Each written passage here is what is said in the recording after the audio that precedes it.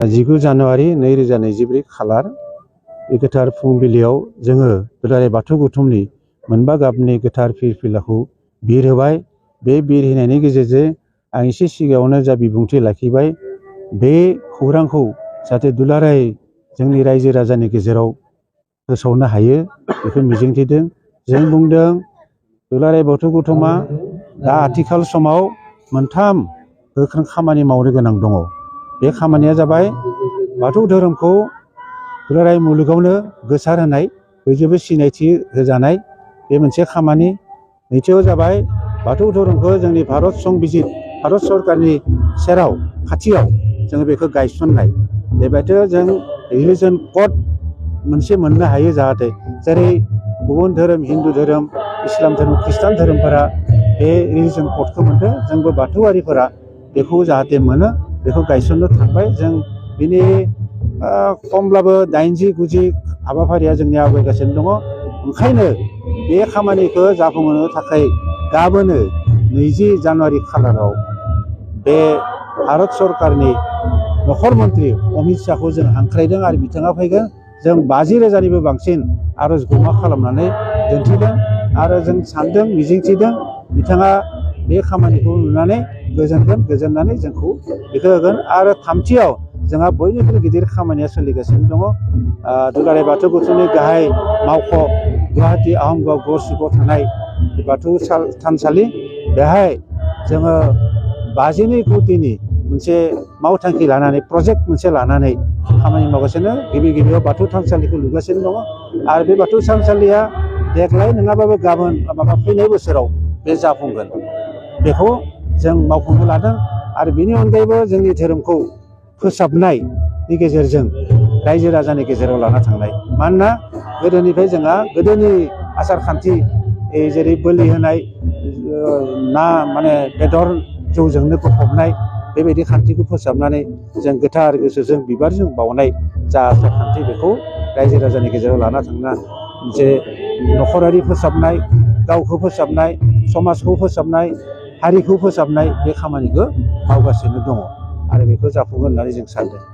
गिबियावनो news portal नायगिरि नोंथांमोननिसिम गौथुमनि जानानै खुलुमनाय आरो सिबिनायखौ बावहरग्रोदों। दिनै नैथि सान हाबाफारियाव दिनै गिबियावनो आर'जनि हाबाफारिया जोबलांबाय। नैथि हाबाफारि बायदि फिरफिला बिरहोनाय बियो जानानै थांबाय। दा गोथैसि बावनाय बेबो जानानै थांगोन। आरो बे दिनैनि सानसेनि हाबाफारियाव दा दिनै धोरोमारि सावरायमेल दङ आरो बेवहायनो आसामनि बुंथिगिरि बिस्वजित दैमारि बिथाङा बाहागो लाफैगोन आरो बेजों लोगोसे बिटिआरनि बुंथिगिरि काथिराम बर' बिथाङाबो बाहागो लाफैगोन आरो बेबायदिनो जोङो आलासि लिंनाय लेखा बे आलासिफोरा बाहागो लाफैगोन। बेनि उनाव जोङो मैयानि आद्रा जानाय आरो माखासे थान्दै बेयो दंबावो सावरायजोबनो, आरो बेखौ जोङो फारि फारि सावरायजोबनो थाखाय थियारि खालामदों। बिबान सोलायनाय मोनसे हाबाफारि दङ। बेखौ जोङो बे बिबान सोलायनायखौ मैया जोङो गासै दिनैनि सानथामनि हाबाफारि आरो भारतनि नखर मन्त्रि अमित शाह बिथाङा जोंनि 50,000 गौमा आर'जआव बाहागो लागोनखाय माखासे जोंनि सावरायनाय बा थान्दै जखन्थाइनि जिखिनि सावरायनो गोनां बे हाबाफारिफोरखौ जोङो बडि फरमेसन दङमोन, बेखौ जोङो एडभान्स लानानै फैनाय जादों आरो बेबायदिनो जों माखासे थांखि आजावनाय हाबाफारिफोरखौ लानाय जादों। आरो बेबायदि लेखायै मैया जोङो बडि फरमेसन गोदान सोलाय सोल' बियो जाबाय। आरो बेबायदिनो जोङो आफादगिरि हिसाबै जोङो मेघालयनि सभाराम बसुमतारी बिथांखौ मोननो हादों आरो गाहाय नेहाथारि हिसाबै गणेश दैमारि बिथांखौ मोननो हादों। दा बेबायदिनो जोङो मोजां मोनसे टिम दानानै लानो हादों आरो दिनै लाइमोन आरो माइनाव दौरि आफादनि दिनै माखासेफोरखौ दाफामनो दङ, बेखौ दिनै मोनाबिलियाव दानाय जादों। माखासे बिथिङाव बेयो जोङो गोबां बोसोरनिफ्रायनो बिनि मेम'र दाम होबोबाय थानायाव मोनसे बाथ्रा बुंबाय जे धोरोमारि बिथिङाव जे जेबो आसनियानो जाया, मन्दिरनि मुङाव आसनि जाया, बेखौ माबा मोनसे पलिसि लानो हायो नामा होनना आसाम गभर्नमेन्टआ जोंजोंबो सावरायदों। मोनसे दं जे जों बिनि एक्सट्रा मोनसे आसनि दिहुननांगौ, होमब्लासो जों मोननो हागोन। बेबायदिनो आसाम दर्शन आरो आसाम दर्पण होननाय मोनसे आसनि बिथांमोना दिहुनदों आरो बेवहाय गोबां बिटिआर गभर्नमेन्टआ 9 लाख होनाय जादों आरो आसाम गभर्नमेन्टआ 12 लाख होनाय जादों। आरो बेबो गोबां जायगायाव जायाखै आरो गोबां जायगायाव जादों।